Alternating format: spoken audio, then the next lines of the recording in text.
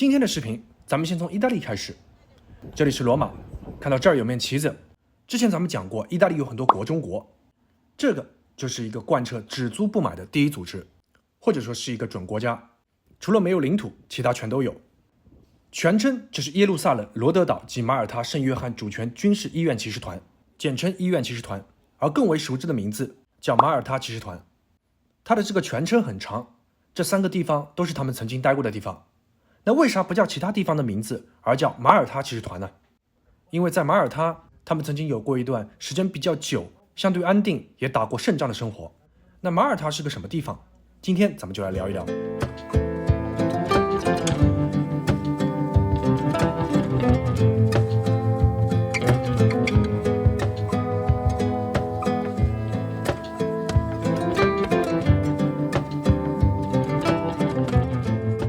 马耳他在哪里？咱们看一下地图，这里是意大利，南边是西西里岛，而西西里岛再往南就是马耳他。粗看，这里是一个孤零零的岛屿，细看有3个部分，而这就是马耳他3个有人居住的岛屿。第一个最重要的马耳他岛，还有是戈佐岛以及科米诺岛，全国的居民大概55万。别看它非常的小，看起来也非常孤独，但是它的地理位置是非常好的，素有地中海心脏之称。它历史上的经历也能够说明它地理位置的重要性。在很早之前，马耳他就有人居住，但是真正的大建设是在罗马帝国时期。之后，马耳他就被动卷入了一系列的战争，直到成为当时新成立的西西里王国的一部分。马耳他由于它的地理位置，所以被逐步武装了起来。在1530年，神罗皇帝查理5世将马耳他这些岛屿永久租给了医院骑士团，而骑士团每年要进贡1只马耳他之鹰。那这里怎么就出现神罗跟查理5世？咱们简单稍微捋一下。因为西西里岛后来并入了阿拉贡王国，后来这个阿拉贡王国又并成了西班牙，而西班牙的君主又跟神罗皇帝是同一家的，于是轮啊轮，查理5世就成了西班牙国王，所以他就把马耳他给了医院骑士团。而骑士团原先是在罗德岛，在1522年的时候被奥斯曼帝国赶出了罗德岛，于是医院骑士团就在马耳他定居下来。从1530年一直到了1798年，时间非常长，所以医院骑士团也被称为马耳他骑士团。这之后，他们就在岛上进行建设、训练，直到1565年。当时骑士团的领袖是一位法国人，叫瓦莱塔。奥斯曼帝国一看，马耳他这个地理位置不错，上面驻扎的还是医院骑士团，被自己从罗德岛赶出来的那帮人，那就继续打。其实，在1551年的时候，奥斯曼人已经试着去攻占马耳他，但是失败了。到了1565年，奥斯曼的苏莱曼大帝准备再次攻打马耳他，在瓦莱塔的率领之下，医院骑士团坚守了马耳他数个月，最终击退了奥斯曼帝国的海军。这个在当时是不得了的事情，因为奥斯曼帝国的军队在欧洲被认为是不可战胜的，而医院骑士团做到了这一点。所以现在马耳他的首都瓦莱塔就是为了纪念当年骑士团的领袖瓦莱塔。不过瓦莱塔并没有亲眼看到整个城市建起来，因为在1568年的时候，瓦莱塔在一次打猎中意外身亡。也正是因为马耳他骑士团的英勇奋战，导致欧洲各国空前团结，在这之后的勒班托海战当中，一鼓作气几乎全歼了奥斯曼舰队。这场战役也被认为是西方世界最后一场以桨帆船为主的大型海面战役。之后，骑士团在马耳他岛上经历了很长一段时间的平静生活，直到1798年法国大革命，拿破仑来了。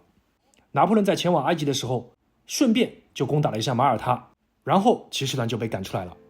最后几经周转，到了罗马租了个房子，直到现在。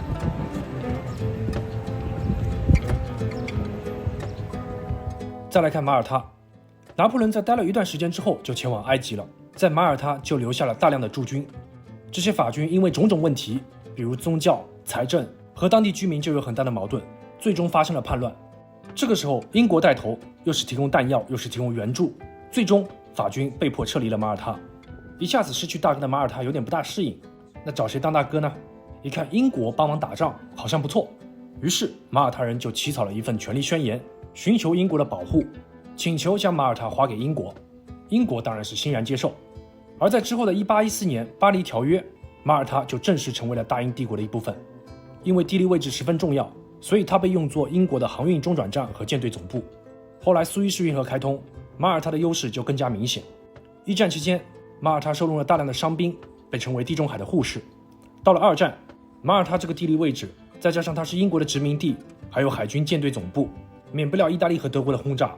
但是马耳他人面对敌军表现出了英勇的反抗，所以后来马耳他全体成员也被英国国王授予乔治十字勋章，而这枚勋章图案也被放到了马耳他的国旗和国徽上。马耳他于1964年独立，后来加入了英联邦，它的国家政策就是中立，在国际上也可以组局什么的。影响最大的一次组局是在1989年美国总统老布什和苏联领导人戈尔巴乔夫的美苏峰会。之后几年，马耳他国际机场建设完成，旅游业得到了大力的发展。04年加入欧盟，08年加入欧元区。也正是因为它的这个历史，所以马耳他的官方语言为马耳他语和英语，很多人也会讲意大利语。再来看看马耳他的经济，这个环境在海中间，应该说是大部分要啥没啥。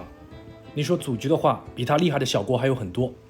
所以另一个小国策略就是税收政策。